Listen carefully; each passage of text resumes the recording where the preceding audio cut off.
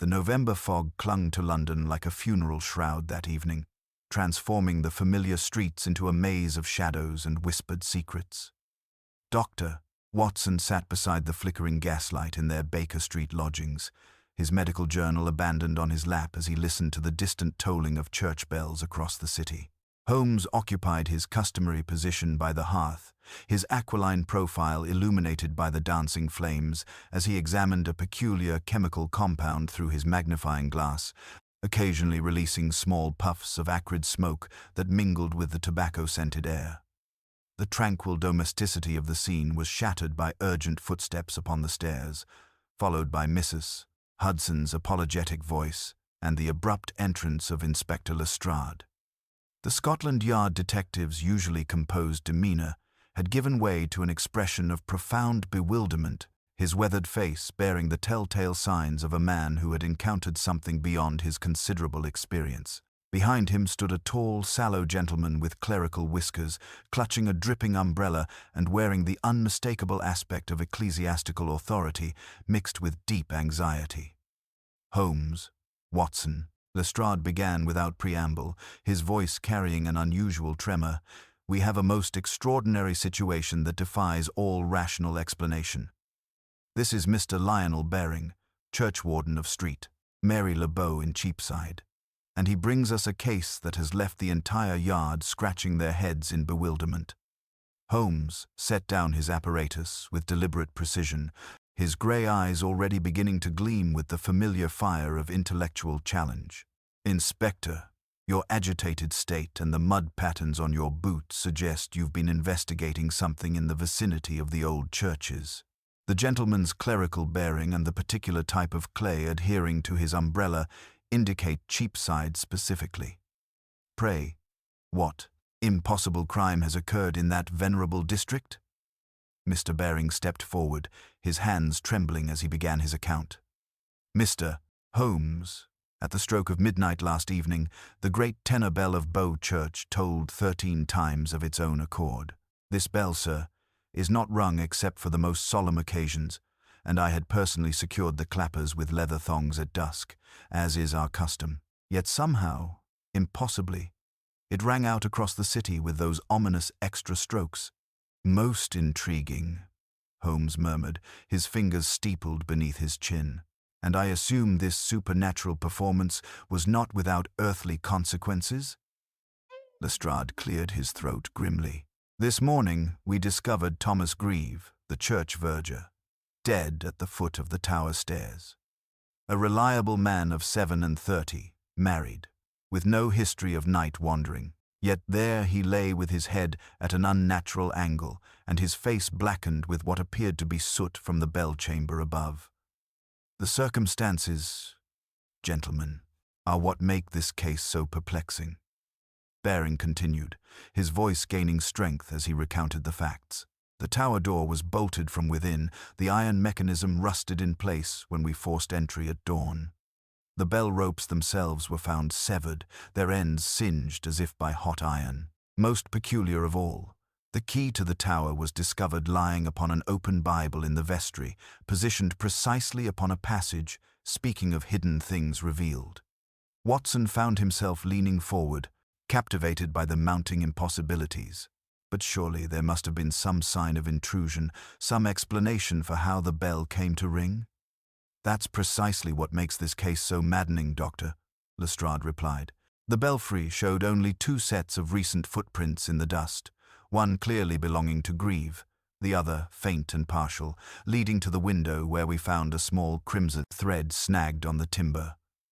Below, near where the verger's lamp had fallen and extinguished, we discovered a single drop of pale wax, though no candles were present in the chamber.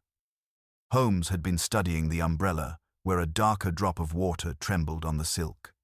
You mentioned the crypt, Mr. Baring. I assume it showed signs of disturbance as well? The churchwarden's face grew paler.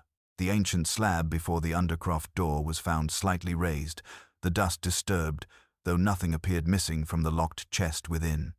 Most disturbing of all, Mr. Holmes, the key to that chest, which I keep always in my own pocket, had mysteriously vanished. He touched his breast reflexively, his eyes wide with fear and confusion. "Very good," Holmes said finally, rising with fluid grace. "We shall go to Bow immediately." The hansom cab lurched through the fog-shrouded streets toward Cheapside, its wheels striking cobblestones with rhythmic precision as Holmes sat in contemplative silence, his aquiline profile illuminated intermittently by passing street lamps. Watson observed the familiar tension in his friend's jaw that indicated intense mental activity, while Lestrade consulted his pocket watch with nervous energy and Mr. Baring clutched his umbrella like a talisman against the inexplicable forces that had invaded his orderly ecclesiastical world. "Tell me, Mr. Baring," Holmes said suddenly, breaking the meditative quiet. "What was your relationship with the deceased verger? And had you noticed any unusual behavior in recent weeks?" The churchwarden shifted uncomfortably, his weathered hands adjusting his clerical collar. "Thomas Grieve served faithfully for 7 years, Mr. Holmes, though he had developed certain peculiarities. He questioned visitors about their business in the church, particularly those who lingered near the older sections. Some parishioners found his scrutiny excessive, though I attributed it to protective instincts regarding our historic treasures." "Excessive vigilance," Holmes mused. "And yesterday evening, when you secured the bell clappers, was Grieve present?" "I completed my duties at 6:30. The church was empty save for old Mrs. Pemberton arranging flowers and a gentleman I did not recognize, studying the memorial tablets along the north wall. He seemed particularly interested in the older inscriptions, though he departed shortly after I noticed his presence." The cab drew to a halt before Street Mary Le Beau, the ancient structure rising from the fog like a Gothic phantom. Holmes alighted first, his sharp gaze immediately cataloguing the fresh scratches near the tower door's iron hinges and the unusual pattern of mud tracked across the church steps. A faint, metallic odor seemed to emanate from the building itself, barely perceptible but unmistakably present. "Inspector, your constables have secured all entrances?" Holmes inquired as they approached the great oak doors. "Naturally, Holmes. The building has been sealed since dawn, though I must confess the men are somewhat unsettled by the atmosphere surrounding this place." As they entered the nave, Watson felt the weight of centuries pressing down upon them. The interior was suffused with that peculiar mixture of incense, aged wood, and something else, a metallic scent that lingered in the still air like an unwelcome presence. Holmes moved with purposeful deliberation toward the vestry, where the heavy leather-bound Bible lay open upon its lectern, the brass key positioned precisely upon the ancient text. Holmes bent close, his magnifying glass already in hand, scrutinizing not merely the key but the very texture of the paper beneath. "Observe, Watson, these faint grains upon the page." He touched them to his tongue and nodded. "Beeswax, bleached, of altar-candle quality. And here, the smallest smear across the verse. Someone set this key upon a film of wax, lifted and replaced it less carefully. The reverence for appearances, gentlemen, is sometimes greater than the reverence for truth." "The passage itself, Mr. Baring?" Watson inquired. "Psalm 139, verse 12. Yea, the darkness hideth not from thee, but the night shineth as the day." The churchwarden's voice carried an involuntary tremor. "Indeed," Holmes murmured. "Now, to the tower." The ascent was a tortuous climb up the winding stone staircase, the air growing colder with each step. At the landing, the grim tableau awaited them. Thomas Grieve lay crumpled at the foot of the heavy oak door, his neck twisted at an unnatural angle, his face blackened with fine, dark powder. His shattered lamp lay beside him, oil staining the ancient stones. Holmes knelt beside the body with practiced precision, examining not merely the soot's presence but its distribution and texture. He noted the exact position of the lamp fragments, the bloodied stone near Grieve's head, and the subtle indentations in the surrounding dust. A faint odor, almost like burnt sugar, hung in the air. The door mechanism. "Inspector," Holmes observed, rising to examine the bolt. Note the fresh brightness at the lip of the staple, and here graphite rubbed to ease a stiff mechanism in silence. He produced a small vial, carefully collecting samples of the soot from Greaves' cheek. "We are dealing with someone who takes fire as his servant, Watson, and who planned this nocturnal visit with considerable forethought." The tower door stood bolted from within, its iron mechanism stiff with rust, yet bearing unmistakable signs of recent, careful manipulation. Holmes produced his skeleton keys with practiced efficiency, working the ancient lock mechanism until the heavy oak door swung inward with a prolonged groan that echoed through the stone chamber. The belfry lay shrouded in darkness, pierced only by thin shafts of grey light filtering through narrow windows, and immediately the burnt sugar odor intensified, mingled now with something metallic and sharp that seemed to emanate from the very timbers themselves. The great bronze bell loomed above them like a silent sentinel, its surface gleaming dully in the wavering lantern light, while the severed ropes lay coiled upon the floor like dead serpents, their hemp fibers blackened and singed at precise points where they had been deliberately severed. Holmes knelt beside them, his magnifying glass revealing not the rough tears of hasty cutting, but surgical precision executed with an instrument heated to near incandescence. "Observe the pattern of these burn marks, Watson," Holmes said, his voice carrying that familiar tension of discovery. The implement was applied with steady pressure, suggesting considerable experience in metalwork. But more significantly, note how the singeing extends beyond the cut itself. This was no simple heated blade, but rather a slow-burning cord designed to sever the ropes at a predetermined moment. Watson scribbled furiously in his notebook, the disparate clues swirling in his mind without forming a cohesive pattern, feeling that familiar thrill of the chase, coupled with the humbling awareness of his intellectual limitations when confronted with such a mind as Holmes's. The soot on Greaves' face, the graphite on the door bolt, the specific burn patterns, the mysteriously vanished crypt key, each was a fact, yet their connection remained tantalizingly beyond his grasp. Holmes moved toward the great bell itself, examining its bronze surface with minute attention. "Here, gentlemen, we find the true genius of our adversary." He indicated a series of faint marks along the bell's rim, barely visible scratches that spoke of repeated contact. These impressions were not made by the clapper in normal ringing, but by something striking from without a weighted implement designed to produce those 13 ominous tolls. Lestrade peered closer, his weathered face creasing with concentration. "But how could such a mechanism operate without human presence, Holmes?" The door was bolted from within. "Elementary, my dear Lestrade, though ingeniously executed."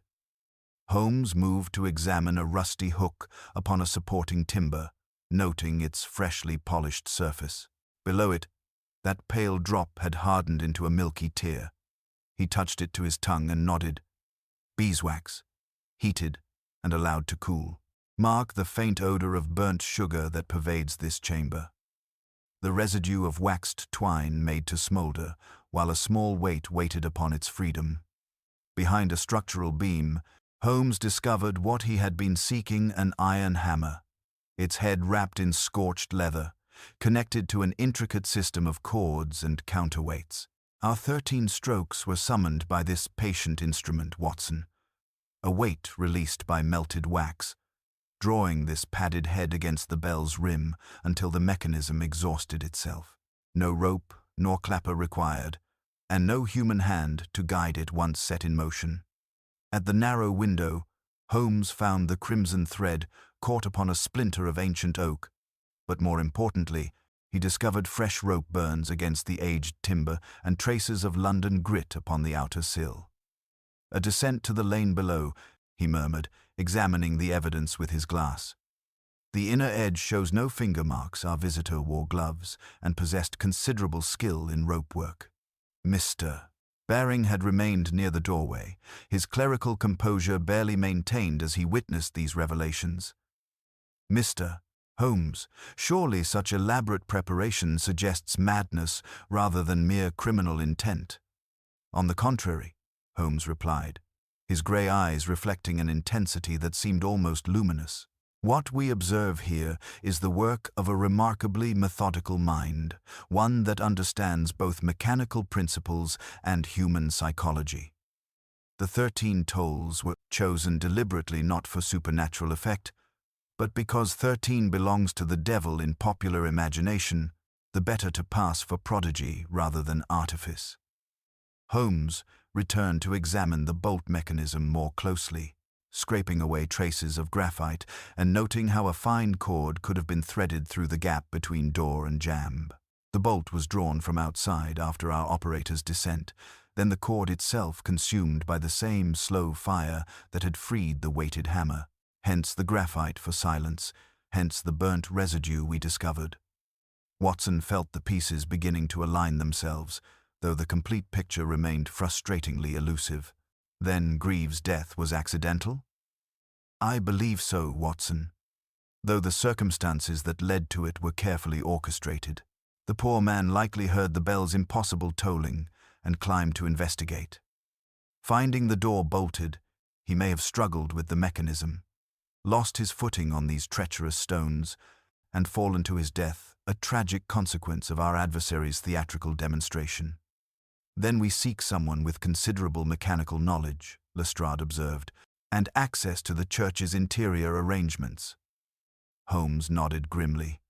And someone who quotes scripture to frame his little dramas. Inspector. The key placed upon that particular psalm was no accident. He moved toward the chamber's exit, his mind already racing ahead to the next phase of investigation. Come, gentlemen. The Undercroft awaits, and I suspect we shall find that our mysterious visitor's interest in this sacred ground extends far beyond mere bell-ringing exhibitions. The descent into the Undercroft carried them through centuries of accumulated darkness, each stone step worn smooth by generations of faithful feet, and slick with the perpetual dampness that seemed to weep from the very foundations of the ancient church. Holmes led the way with measured precision, his lantern casting wavering shadows across memorial tablets whose Latin inscriptions had grown faint with age, while the air grew progressively colder and heavier with that peculiar mixture of sanctity and decay that permeated London's oldest sacred spaces. The massive stone slab before the Undercroft door bore unmistakable signs of recent disturbance, its edges scarred with fresh tool marks where iron levers had been applied with considerable force, yet remarkable care. Holmes knelt beside these marks, his magnifying glass revealing metal filings embedded in the ancient mortar, while the dust patterns indicated the slab had been raised and replaced with meticulous attention to avoiding detection by casual observers. The lever marks suggest someone of considerable strength, Holmes observed, running his finger along the scarred stone. Yet the precision of replacement indicates patience and methodical planning. Our adversary possesses both physical capability and intellectual refinement, a dangerous combination indeed. Baring produced his remaining keys with trembling hands, selecting an ornate brass specimen that bore the patina of centuries, though Holmes immediately noted that the lock mechanism turned with suspicious ease. Recently oiled, he murmured, examining the gleaming tumblers. Our intruder prepared thoroughly for this nocturnal visit, ensuring silence and efficiency in equal measure. The chamber beyond lay shrouded in profound darkness, its low, vaulted ceiling disappearing into shadows that seemed to devour their lantern light. Ancient wooden chests lined the walls, their iron bindings green with verdigris, while the floor bore scattered fragments of parchment, their edges deliberately blackened as if by careful burning rather than accident. Holmes moved immediately toward the largest chest, noting that its formidable lock had been bypassed with surgical precision. The missing key was merely a convenience, gentlemen. Our intruder possessed skills sufficient to overcome such obstacles regardless. He lifted the heavy lid, revealing an interior that had been systematically searched, yet treated with unexpected reverence. Ancient vestments remained carefully folded, while silver communion vessels sat untouched despite their obvious value. What manner of thief ignores such treasures? Lestrade muttered, his practical mind struggling with the contradictions. One who seeks something far more specific than monetary gain, Holmes replied, his attention focused on fresh scratches along the chest's interior wood grain. His fingers pressed against various sections until a soft click revealed a shallow cavity that had clearly been recently emptied, its edges bearing traces of old sealing wax and the faint outline where documents had rested undisturbed for decades. Mr. Baring gasped audibly. That compartment contained only parish records relating to the medieval Blackwood bequest, substantial property grants from the 14th century, establishing certain rights regarding the church's foundation. There were also documents concerning the original bell tower construction and correspondence with the Guild of Bell Founders. Historically interesting, perhaps, but hardly worth such elaborate theft. Holmes examined the empty space with intense scrutiny, then moved toward the scattered fragments on the floor, collecting several pieces with careful attention to their placement. Among the debris, he discovered a partially burned document bearing an ornate seal, its wax impression still partially legible despite deliberate fire damage. "Gentlemen," he said finally, his voice carrying that particular tension Watson had learned to associate with significant discoveries. These burnt remnants represent a deliberate attempt to eliminate evidence while creating the impression of mere vandalism. However, our adversary made one crucial error. He held up a minute, fragment bearing traces of blue marking. Engineer's blue, used to mark metal for precision fitting. Combined with the evidence from the belfry, we are dealing with someone possessing both mechanical expertise and intimate knowledge of document authentication. Watson felt the pieces beginning to align themselves, though the complete picture remained tantalizingly elusive. Then we seek someone with access to both clockwork mechanisms and ecclesiastical records? Indeed, Watson. Someone who understands that the past, properly altered, can reshape the present most profitably. Holmes carefully secured the charred fragments within his leather wallet, his keen eyes already cataloguing the implications of the engineer's blue markings and the distinctive Wigmore watermark that spoke of legal documentation rather than casual correspondence. The metallic scent that had pervaded the undercroft seemed to cling to his clothing as he led the party back toward the vestry, where the afternoon light filtering through stained glass cast prismatic shadows across the ancient stonework. "Mr. Baring," Holmes said with that particular precision that indicated a crucial line of inquiry, "does your church maintain a visitors' register, particularly for those granted access to restricted areas such as the tower or undercroft?" The churchwarden nodded, producing a slim, leather-bound volume from beneath the lectern. "Thomas Grieve was most meticulous in recording such matters, Mr. Holmes. He insisted upon proper documentation following certain irregularities with unauthorized visitors in recent months." Holmes accepted the register with evident satisfaction, his fingers moving through the pages with practiced efficiency until he paused at the previous day's entries. There, inscribed in an angular hand quite distinct from Grieve's careful script, appeared the notation, A. Cray. Bell Tower inspection by appointment, 4:30 p.m. Beside this entry, in Grieve's own writing, appeared a single word that sent a chill through Watson's spine. "Suspicious." "Abel Cray," Lestrade muttered, his weathered face brightening with recognition. "Former employee of the Whitechapel Bell Foundry, dismissed last autumn under circumstances involving missing materials and unauthorized access to client records. He's established himself as an independent steeplejack and bell hanger, though his reputation among the established firms remains questionable." Holmes examined the entry more closely, noting traces of that same engineer's blue beneath the man's signature. "Observe, gentlemen, how our Mr. Cray signed with fingers still bearing the residue of his mechanical preparations.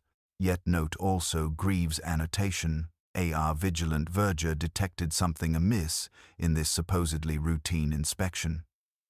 "Then we have our man," Lestrade declared with evident satisfaction. Cray possessed both the mechanical expertise to construct that elaborate bell-ringing apparatus and the familiarity with church towers necessary to execute such a scheme. His dismissal from the foundry provides clear motive for revenge against ecclesiastical institutions. "Perhaps, Inspector," Holmes replied, though his tone suggested considerable reservation. "Yet consider the sophistication of our adversary's approach, the careful research into medieval property documents, the precise timing of the theft, the theatrical placement of biblical quotations. Does this suggest the crude revenge of a dismissed workman, or rather the calculated planning of someone with far more substantial interests at stake?" Mr. Baring had been studying the register with growing concern. "There was another visitor yesterday afternoon, Mr. Holmes, a gentleman who identified himself as conducting genealogical research into the Blackwood family monuments. He seemed particularly interested in the property grants referenced in our historical records, though he departed when I explained that such documents required special permission to examine." Watson felt the familiar quickening of intellectual excitement as the pieces began forming a coherent pattern. Then we may be dealing with a descendant of the original Blackwood family, someone who discovered that those medieval grants contained provisions affecting present-day property values. "Precisely, Watson. The Blackwood bequest, as Mr. Baring described it, included reversionary clauses regarding the bell tower's maintenance. Should the structure be deemed unsafe or require demolition, substantial East End properties might revert to the original grantor's heirs, Obrams now worth considerable fortunes given London's expansion." Holmes closed the register with decisive finality. "Our Mr. Cray, gentlemen, while certainly guilty of trespassing and mechanical mischief, serves as an unwitting accomplice to someone far more dangerous. Someone who combines genealogical knowledge with legal expertise and sufficient resources to orchestrate elaborate deceptions. The theft of those documents was not random vandalism, but calculated preparation for a property claim that could yield thousands of pounds." The detective moved toward the church's main entrance, his mind already racing toward the next phase of investigation. "Inspector, I suggest you locate Mr. Cray for questioning, though I suspect you will find him more victim than villain in this affair. Meanwhile, we must discover who recommended him for yesterday's inspection and whether any recent surveys have been conducted regarding the tower's structural integrity." As they emerged into the grey London afternoon, Holmes paused to examine fresh scaffolding that had appeared along the church's north wall, its timber supports bearing those telltale traces of engineer's blue that had become the signature of their mysterious adversary. Holmes approached the scaffolding with the methodical precision that Watson had come to recognize as the hallmark of his friend's investigative genius, his long fingers tracing the iron clamps and freshly planed timber until they paused at a small brass identification plate fixed to one of the primary supports. The metallic gleam caught the grey afternoon light as he examined the inscription with his magnifying glass, his aquiline features sharpening with evident satisfaction. "Armitage and Rook, surveyors and structural engineers," he read aloud, noting the Fenchurch Street address etched beneath the company name. "Licensed by the City of London for ecclesiastical assessments. Most convenient that such specialized services should appear precisely when our mysterious adversary requires access to the tower's upper reaches." His finger indicated fresh scratches around the mounting bolts where the plate had been recently attached. "Yet observe, Watson, how the brass bears no weathering despite claiming establishment in 1891, and note these telltale traces of engineer's blue along the mounting screws." Mr. Baring stepped closer, his clerical composure wavering as the implications became clear. "Mr. Holmes, I received no authorization for this scaffolding, nor any communication from Armitage and Rook regarding structural assessments. If this company arranged the installation without proper ecclesiastical approval, then surely we are dealing with elaborate fraud rather than mere theft." "Indeed, Mr. Baring, though I suspect our adversary's preparations extend far beyond unauthorized scaffolding. Holmes moved to examine the rope burns along the uppermost crossbeam, where hemp fibers clung to the weathered wood like accusatory evidence. These markings correspond precisely to the descent route from the belfry window, while this convenient framework provided both access and concealment for our nocturnal visitors' theatrical performance. At that moment, a diminutive figure in widow's weeds approached from the church entrance. Her basket of withered chrysanthemums identifying her as Mrs. Pemberton, the elderly parishioner whose flower arrangements had been mentioned during their initial investigation. She bobbed an anxious curtsy, her weathered face bearing the expression of someone who had witnessed troubling events but hesitated to speak without proper encouragement. "Begging your pardon, Mr. Holmes," she said in a voice that carried the tremulous authority of advanced age, "but I feel I must mention the gentleman I observed yesterday afternoon. He stood for considerable time near the north arcade, studying the stonework with the intensity of someone conducting measurements rather than casual observation. Most peculiar, he wore a crimson silk scarf of exceptional quality, and I noticed it catch upon a timber splinter when he moved toward the tower entrance." Holmes accepted this testimony with evident satisfaction, his grey eyes reflecting that particular intensity Watson had learned to associate with crucial revelations. "The crimson thread we discovered in the belfry window, Watson. Mrs. Pemberton's observation provides the connecting link between our mysterious visitor and his method of descent." He turned back to the elderly woman with courteous attention. "Did this gentleman speak with our late verger, Thomas Grieve?" "Indeed he did, sir. He inquired specifically about documentary proofs regarding the church's foundation grants." Using those precise words, poor Thomas became quite agitated and informed him that such materials were secured and not available to unauthorized persons. The gentleman smiled in a manner that seemed almost pleased by this refusal and departed shortly thereafter. Before Holmes could pursue this line of inquiry further, Inspector Lestrade approached from the direction of Cheapside, his weathered face bearing an expression of grim triumph. Behind him walked 2 constables, escorting a stocky man whose rope-stained hands and soot-blackened clothing immediately identified him as someone intimately familiar with steeplejack work. "We have Abel, Cray, Holmes," Lestrade announced with evident satisfaction. "Found him at a lodging house in Limehouse, attempting to dispose of equipment that would interest any magistrate. His bag contained waxed cord, scorched leather padding, and tools specifically designed for bell mechanism manipulation." Cray possessed the weathered features and powerful shoulders of a man accustomed to working at dangerous heights, though his eyes held the wariness of someone who had realized his involvement in events far more serious than anticipated. "I performed a legitimate inspection," he declared before anyone could question him, his voice carrying the defensive tone of a man who knew his position was precarious. "Armitage and Rook commissioned my services through proper channels, with payment in advance and written authorization." Holmes studied the man with dispassionate interest, noting the defensive posture and the telltale traces of engineer's blue beneath his fingernails. "At what hour did you complete your inspection yesterday, Mr. Cray?" "Near 5 o'clock, sir." "The verger grew suspicious of my presence and threatened to summon the churchwarden if I continued without explicit permission. I departed immediately and spent the evening at my lodgings with my associate Pottle, who will verify my whereabouts." "Yet your equipment suggests activities extending far beyond routine inspection," Lestrade interjected, producing the coil of waxed cord from the man's confiscated belongings. "This appears designed for timed combustion rather than structural assessment."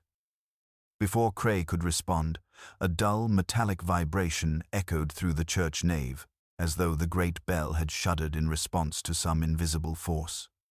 Every head turned toward the tower, but Holmes was already moving, his keen eyes having spotted a thin line of smoke rising from a concealed niche within the scaffolding structure. With movements as swift as they were precise, Holmes located a smoldering cord that angled upward toward a weighted sack positioned precariously above the north aisle. The fuse burned with sinister patience, designed to release its burden at a predetermined moment. Holmes severed the cord with his knife and carefully lowered the weight, which proved to contain rubble and masonry fragments that would have crashed spectacularly upon the ancient flagstones. The second act of our adversary's performance, Holmes observed, examining the severed fuse with professional interest. Time to create the impression of structural failure and justify immediate condemnation of the tower. Most ingenious and most unfortunate for Mr. Cray, who stands before us while his alleged handiwork continues to operate through mechanical agency. Lestrade's face flushed with embarrassment, though he maintained his grip upon the prisoner. The mechanism could have been prepared during his earlier visit. Possible, Inspector, though the sophistication suggests planning far beyond a dismissed workman's capabilities. Holmes turned his penetrating gaze upon Cray. Describe the gentleman who commissioned your services through Armitage and Rook. Tall, well-dressed, with neat whiskers and gloves he never removed. Cray replied, in his defensive manner, giving way to evident confusion. He spoke with considerable authority regarding structural assessments and paid generously for discretion. Said his client required an independent evaluation of the tower's condition and that my reputation for difficult access work had been specifically recommended. Recommended? By whom? By the firm itself, sir. Said Armitage and Rook had suggested my name for specialized steeplejack services. Holmes exchanged a meaningful glance with Watson, his mind already racing toward the next phase of investigation.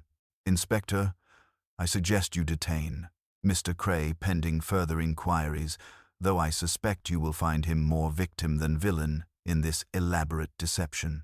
Meanwhile, we must pay an immediate visit to Fenchurch Street and discover whether Armitage and Rook proves to be our puppet master or merely another carefully constructed fiction. As they prepared to depart, Holmes paused to examine the brass plate once more, noting how its mounting screws bore traces of recent installation. Our adversary possesses both mechanical expertise and theatrical instincts, Watson, combining the precision of an engineer with the imagination of a dramatist. The 13 tolls, the biblical quotation, and the timed destruction, all calculated to create an atmosphere of supernatural intervention while concealing systematic fraud. The fog was thickening as they hailed a hansom cab, transforming the familiar streets into a maze of shadows and whispered possibilities, while somewhere in the gathering darkness, their mysterious adversary continued to weave his web of deception around the ancient stones of Street Mary Le Beau. The hansom cab bore them swiftly through the thickening fog toward Fenchurch Street, where the evening mist pressed against office windows like curious spirits seeking entrance to the world of commerce and calculation. Holmes sat in contemplative silence, his aquiline profile illuminated intermittently by the wavering glow of street lamps, while Watson observed that familiar tension in his friend's jaw that indicated intense mental activity. The implications of their discoveries at Street Mary Le Beau continued to unfold with each passing moment, revealing layers of deception that spoke of a mind both methodical and theatrical in its criminal ambitions. The address proved to be a narrow building wedged between a tea merchant's establishment and a firm of maritime insurers, its grimy facade bearing the accumulated soot of countless London winters. Holmes examined the brass nameplate beside the entrance with his magnifying glass, immediately noting the fresh mounting screws and the absence of weathering that would indicate established occupancy. The lettering itself bore traces of hasty engraving, with irregular spacing that suggested amateur workmanship rather than professional signage. Our Armitage and Rook exists solely for the purpose of lending credibility to yesterday's elaborate performance, Holmes observed, pressing the bell with deliberate persistence, though no answering footsteps echoed from within the building's depths. The landlord emerged from adjacent premises with evident reluctance, his ink-stained fingers and harried expression marking him as someone perpetually behind in correspondence. If you're seeking Armitage and Rook, gentlemen, you'll find them departed as suddenly as they arrived. Rented the second floor for precisely 1 week. Paid in advance with gold sovereigns, and left this morning without forwarding arrangements. Holmes accepted this intelligence with the satisfaction of confirmed suspicions. Did you observe the gentleman personally during his brief tenancy? A single occupant, sir. Though he spoke of partners in surveying work. Tall fellow with neat whiskers and expensive gloves he never removed, conducted himself with considerable authority. He received several visitors during his residence, including a stocky workman who arrived yesterday afternoon carrying specialized equipment. Abel Cray, Watson murmured, recognizing the pattern of their adversary's careful orchestration. The abandoned office revealed itself as an elaborate theatrical set, furnished with just enough authentic detail to satisfy casual inspection while betraying its fraudulent nature to more careful scrutiny. Holmes moved directly to the mahogany desk, ignoring the neatly arranged blueprints to examine a leather-bound ledger whose pages bore the telltale signs of recent fabrication. Observe, Watson. The faint, a film of dust across these ledgers, yet the surface beneath the inkwell remains conspicuously clean. Our meticulous adversary maintained the illusion of activity while neglecting the subtler signs of long-term occupation. He opened the ledger, his grey eyes scanning carefully penned entries. All transactions recorded as cash payments, with suspiciously recent dates. No established clientele, no credit accounts a firm created precisely for legitimizing a single audacious scheme. From the wastebasket beneath the desk, Holmes extracted a half-burnt scrap of parchment bearing the distinctive Wigmore watermark they had discovered in the church undercroft. The fragment's faint marginalia, penned in tight legal script, referenced reversionary interests and deed covenants with unmistakable clarity. The connection becomes clear, Watson. Our adversary required not merely stolen documents, but legal precedent for the tower's structural failure, thus triggering the reversionary clause of the Blackwood bequest. The 13 tolls were theatrical announcement of this impending catastrophe, designed to lend supernatural inevitability to what was, in fact, carefully orchestrated criminal enterprise. Holmes examined a framed certificate upon the wall, noting the printer's mark of a Fleet Street establishment known for producing documents of dubious authenticity. We are dealing with someone possessing considerable legal knowledge, Watson, who understands that the true battle for Street, Mary-le-Bow, will be fought not in its belfry, but in a courtroom. A crimson thread caught upon the ledger's corner provided final confirmation of their mysterious visitor's identity, matching perfectly the silk scarf described by Mrs. Pemberton and discovered in the tower window. Our next step, gentlemen, must be to discover which legal firm he intends to employ for his spurious claim, Holmes declared, his mind already racing toward the inevitable confrontation. For I suspect our adversary's theatrical preparations are nearly complete, and he will soon emerge from the shadows to claim his inheritance through channels that appear entirely legitimate. The fog continued to thicken as they prepared to depart, transforming familiar streets into a maze of possibilities, where their quarry moved with the confidence of someone who believed his elaborate deception remained undetected. Holmes lingered within the abandoned office, his keen eyes drawn to a leather blotting book that lay partially concealed beneath the fabricated ledger. With the delicacy of a surgeon handling precious tissue, he extracted the item and held its absorbent pages obliquely toward the grey window light. Producing a small pocket mirror from his lens case, he examined the reversed impressions with methodical precision, then lightly rubbed graphite from his pencil across the surface until shadowed letters emerged like confessions wrung from reluctant witnesses. "Most illuminating, Watson," he murmured, his voice carrying that particular satisfaction that accompanied significant discoveries. Our adversary's correspondence reveals both his timeline and his confederates. Note this impression. To Hargate and Blythe, Chancery Lane prepare petition regarding Blackwood reversion upon receipt of structural failure certificate. Counsel retained for Friday hearing. Crown Office Row. Affidavit required from Churchwarden. Failing cooperation, alternate deponent arranged. Watson studied the ghostly script with growing comprehension. Then the dramatic tolling and engineered collapse were not mere theatrical exhibitions, but calculated evidence for legal proceedings. Precisely. My dear fellow, we are witnessing the final act of an elaborate performance designed to legitimize wholesale theft through apparently lawful channels. Holmes secured the blotting book within his coat with careful attention to preserving the evidence. Come, we must trace the origins of these fraudulent documents before our adversary realizes his deception has been penetrated. Their investigation led them through fog-shrouded streets to Fleet Street, where the narrow establishments of London's printing trade clustered like conspirators sharing secrets of ink and type.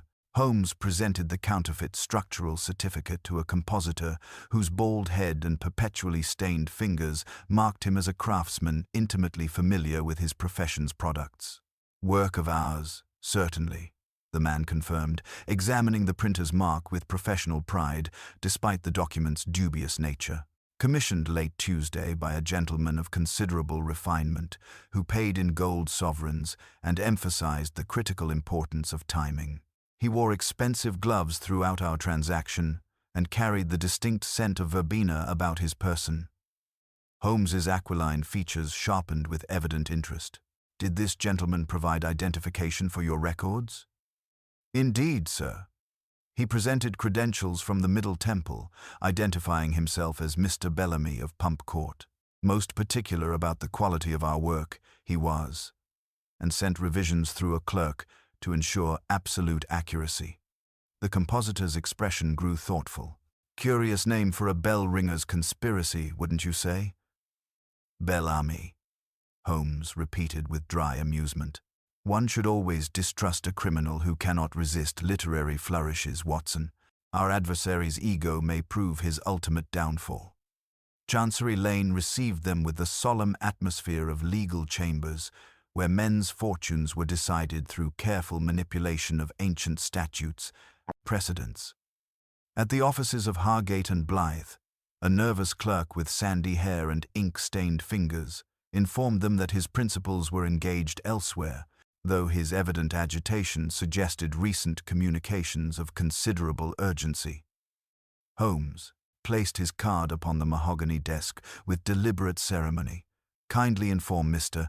Hargate that the structural certificate he awaits is demonstrably fraudulent, and that any petition based upon such evidence will result in criminal prosecution rather than profitable litigation. Furthermore, advise him that Mr. Lionel Baring's cooperation will not be forthcoming, as the churchwarden now understands the true nature of recent events at Street. Mary LeBeau." The clerk's composure crumbled visibly. "Sir, I cannot discuss confidential client matters without proper authorization." "Then simply deliver this message," Holmes replied, his tone carrying the authority of absolute certainty. "Mr. Sherlock Holmes anticipates Friday's hearing with considerable interest and possesses evidence sufficient to expose both the mechanical fraud and the documentary forgeries upon which any claim must necessarily depend." As they emerged into the gaslit evening, Watson observed the familiar tension that preceded his friend's most decisive actions. "Have we not risked alerting our quarry prematurely, Holmes?" "On the contrary, Watson. A cornered fox runs most predictably when it believes escape remains possible. Our Mr. Bellamy will now accelerate his timeline, forcing errors that will provide the final evidence necessary for his complete exposure. The game, as they say, is afoot." The evening mist had thickened to an almost impenetrable veil by the time Holmes and Watson returned to their Baker Street lodgings, where the familiar warmth of gaslight and hearth provided welcome respite from the labyrinthine complexities of their investigation. Holmes moved immediately to his desk, spreading the collected evidence with methodical precision, while his gray eyes reflected the intense mental activity that Watson had learned to associate with the approaching resolution of their most challenging cases. Mrs. Hudson's urgent footsteps upon the stairs interrupted these scholarly pursuits. followed by her apologetic announcement of Mr. Baring's arrival. The church warden entered with evident distress, clutching a telegram whose official appearance immediately commanded Holmes's attention, though the detective's sharp gaze detected subtle inconsistencies that marked professional forgery. "Mr. Holmes, I have received communication from the diocese demanding immediate evacuation of our church," Baring began, his voice trembling with barely controlled anxiety. "They cite reports of dangerous structural instability following yesterday's supernatural manifestations, requiring comprehensive engineering assessment before any further services can be conducted. Yet I received no prior warning of such drastic measures, and the terminology seems most irregular for ecclesiastical correspondence." Holmes examined the document through his magnifying glass, noting the inferior paper stock and microscopic imperfections in the episcopal seal. "Your instincts serve you well, Mr. Baring. This represents another element of our adversary's increasingly desperate campaign. Observe how the text references supernatural manifestations as evidence of structural failure, terminology no genuine ecclesiastical authority would employ in official communications. Then Bellamy seeks to force abandonment of the church before Friday's hearing," Watson concluded, understanding the implications immediately. "Precisely, Watson. With the building evacuated and potential witnesses dispersed, he can proceed with his fraudulent claim under conditions of minimal scrutiny. However, such crude tactics suggest his carefully constructed timeline faces unexpected pressure." Holmes moved to his chemical apparatus, applying various reagents to the documentary fragments they had collected earlier. "Consider the psychology of our adversary, a man who has invested considerable resources and planning in this elaborate deception, now confronted with the collapse of his legal avenue." Holmes began preparing for what he clearly anticipated would be the evening's crucial developments, selecting a dark, serviceable coat and checking his revolver with practiced efficiency. Desperate men make predictable choices, gentlemen. Having failed to secure the church's abandonment through official channels, Bellamy will attempt more direct action. He possesses the missing crypt key and detailed knowledge of the building's vulnerabilities, while his theatrical temperament demands a dramatic conclusion to his carefully orchestrated performance. "You believe he will return to Street Mary LeBeau tonight?" Watson observed, feeling the familiar quickening of anticipation that preceded their most dangerous encounters. "I am certain of it, Watson. He must retrieve or destroy any remaining evidence that could challenge his claim, while ensuring his fabricated structural damage appears sufficiently convincing. Moreover, a man of his grandiose self-perception will not abandon such an elaborate scheme without attempting one final desperate gambit." Holmes dispatched urgent messages to Inspector Lestrade and Mr. Baring, the latter being directed to remain safely distant from the church until further notice. As darkness descended upon London, transforming the familiar streets into a maze of shadows and whispered possibilities, the detective's preparations took on the methodical precision of a master strategist, arranging the final pieces of an intricate game. They arrived at Cheapside as the fog reached its most impenetrable density, the ancient church rising from the mist like a Gothic phantom whose stone walls seemed to absorb rather than reflect the wavering gaslight. Holmes led them to a concealed position overlooking the north entrance, where the abandoned scaffolding provided both cover and clear observation of potential approaches.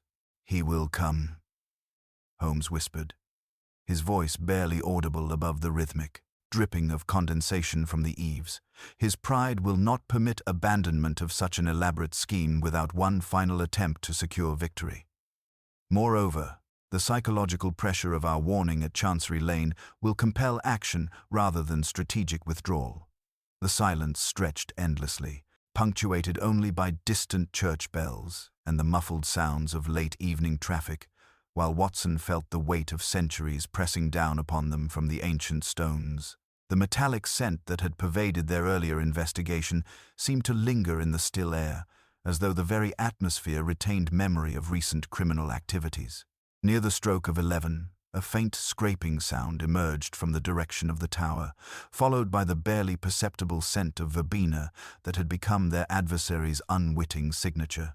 A tall figure detached itself from the scaffolding shadows, moving with the confident precision of someone intimately familiar with the building's layout and the night's concealing darkness. Holmes's hand tightened upon Watson's sleeve as their quarry approached the church entrance, his movements betraying both urgency and the careful planning that had characterized his previous activities. The final act of their elaborate mystery was about to unfold beneath the watchful stones of Street Marylebone.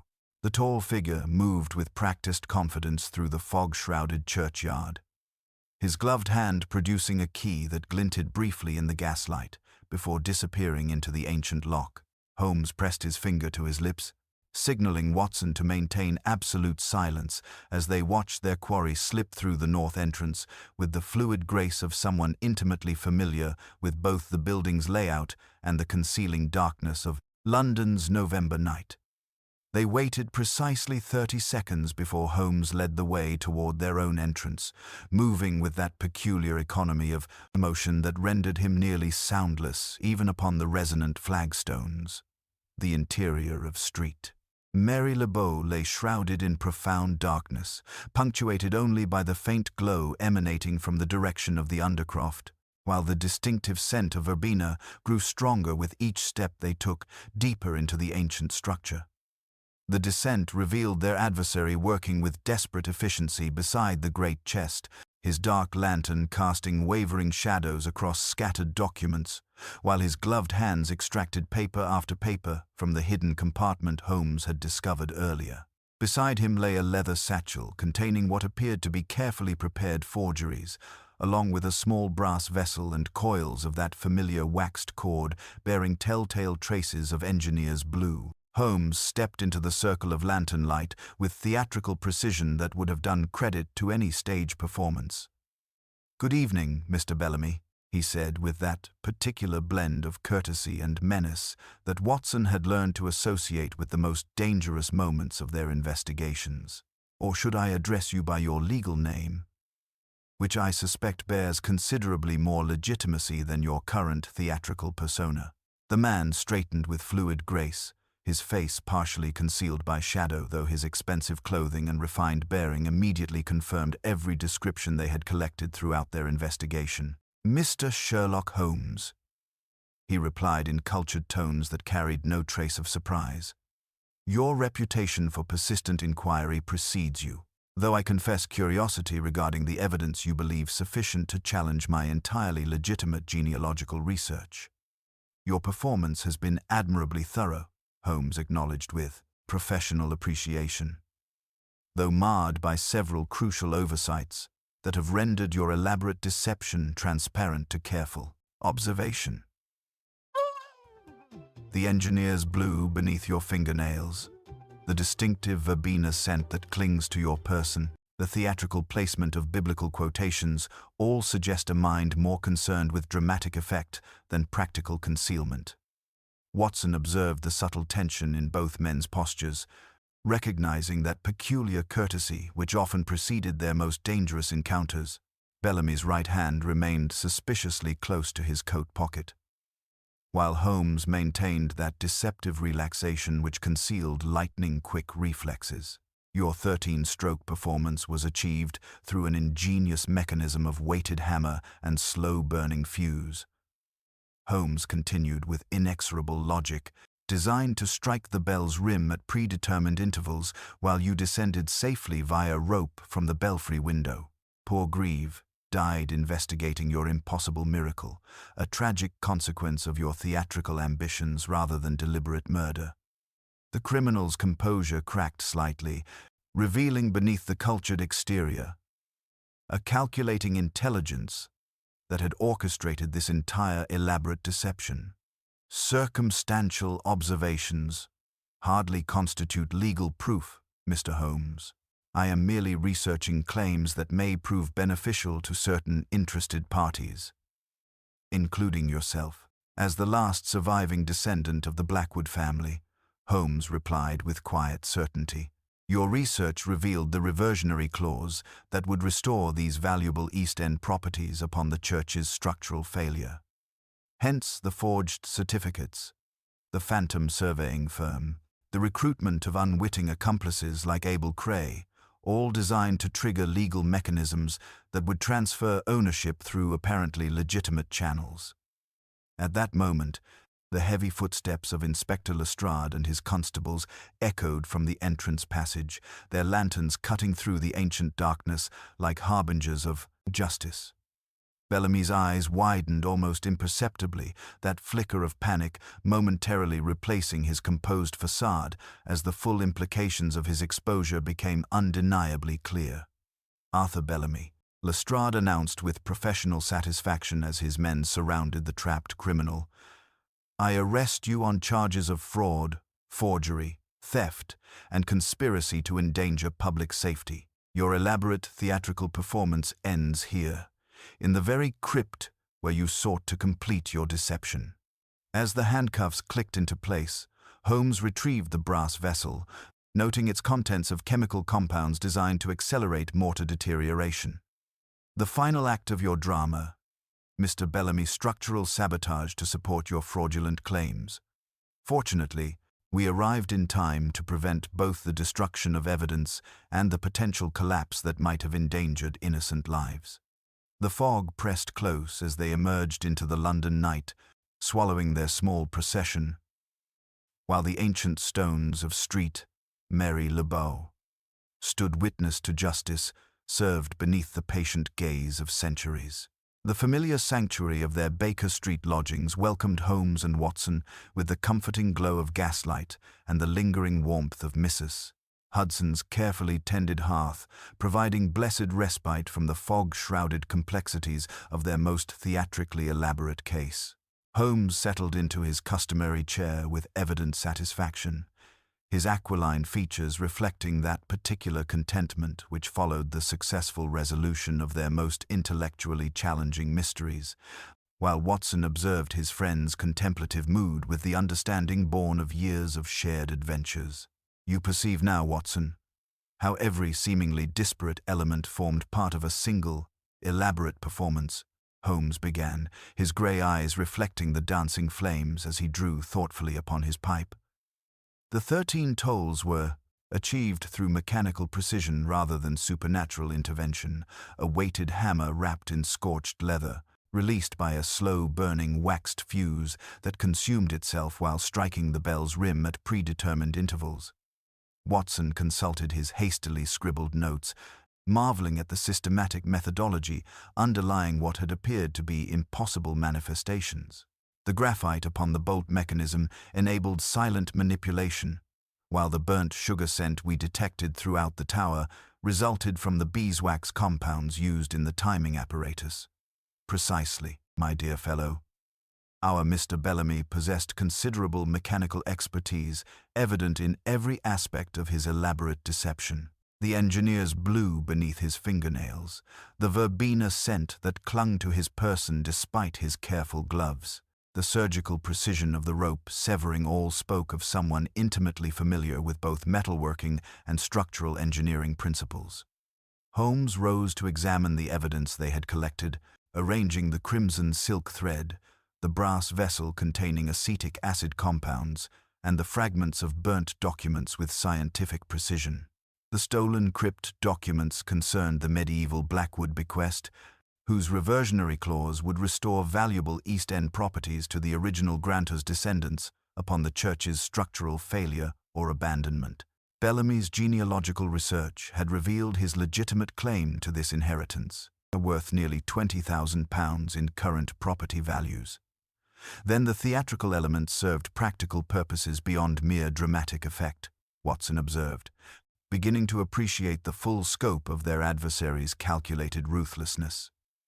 Indeed, the biblical quotation, the supernatural atmosphere, the timed mechanical failures, all designed to create public alarm and discourage careful scrutiny of his fraudulent structural certificates.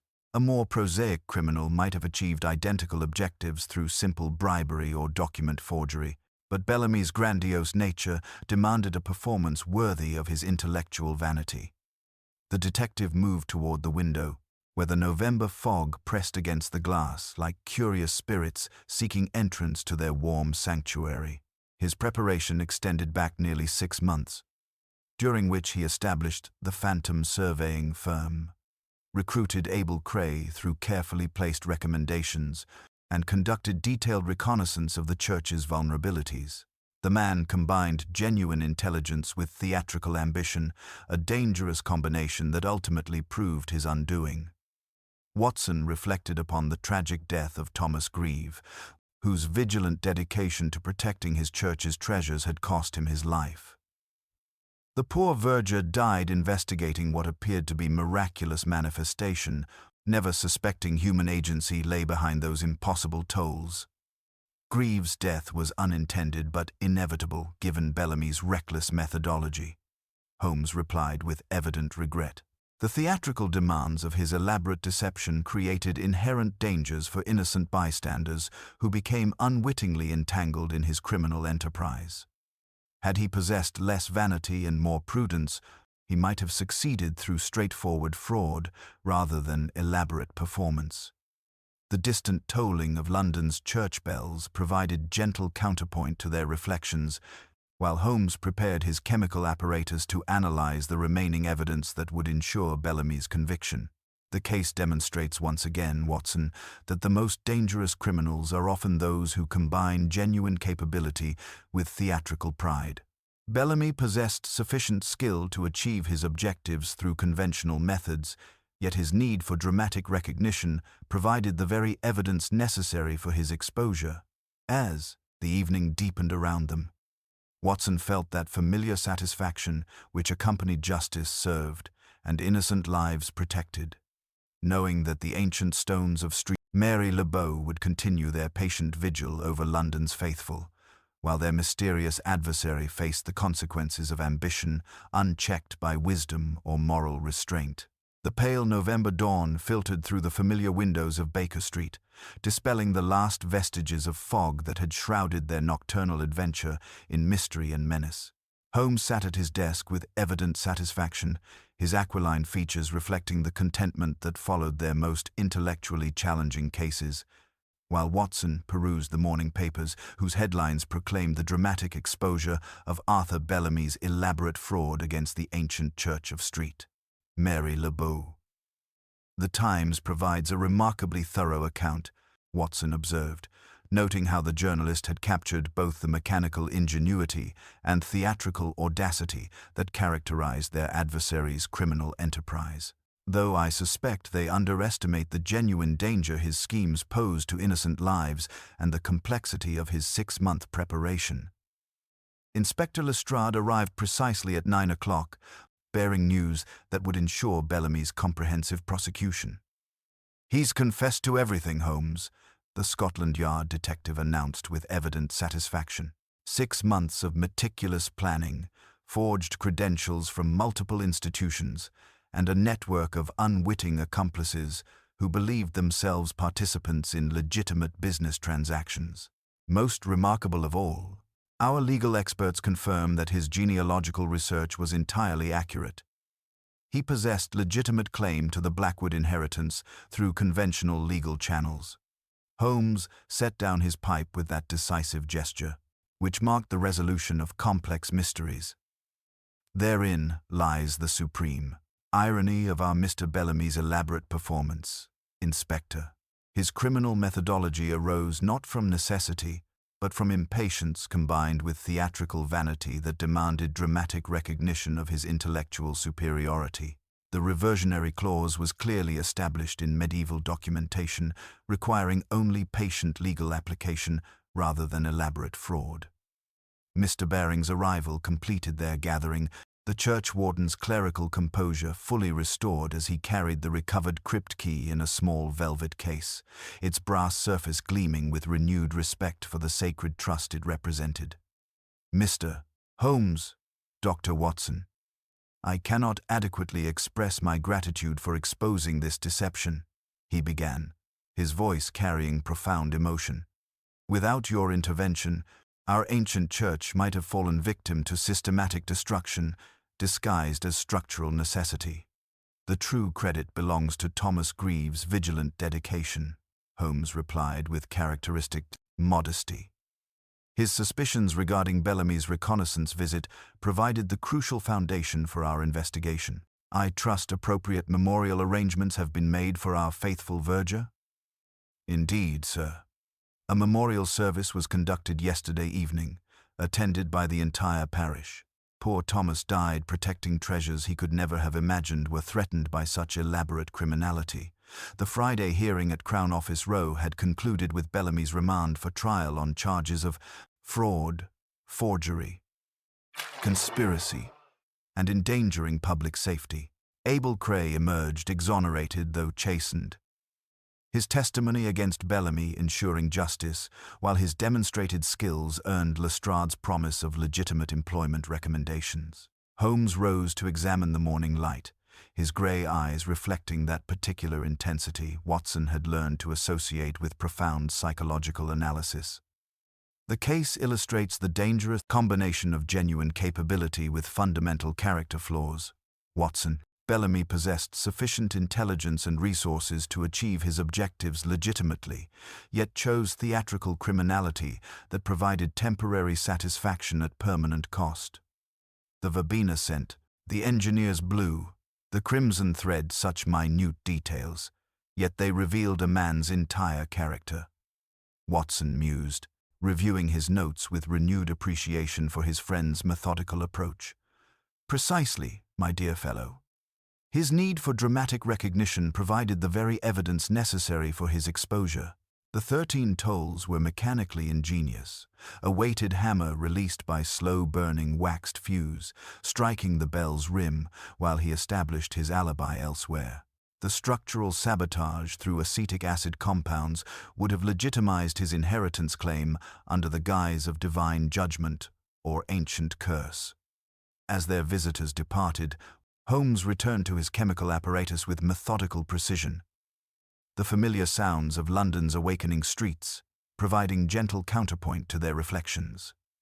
The ancient stones of Street Mary Le Beau would continue their patient vigil over the city's faithful, their mysteries finally revealed and their sacred trust restored. Another case concluded, Watson, Holmes observed with quiet satisfaction, already turning toward the morning's correspondence. Though I confess admiration for our adversary's mechanical ingenuity, despite the criminal purposes to which he applied such considerable talents, the human mind remains our most fascinating study, capable of conceiving intricate beauty or elaborate fraud, yet ultimately subject to the stern mistress of logic that demands every effect have its cause. The November sunlight streamed through their windows with unusual warmth, dispelling the last shadows of mystery, while London awakened to another day of ordinary miracles, leaving the extraordinary adventures of consulting detectives to fade gently into memory, and the faithful chronicles of Dr. Watson's pen.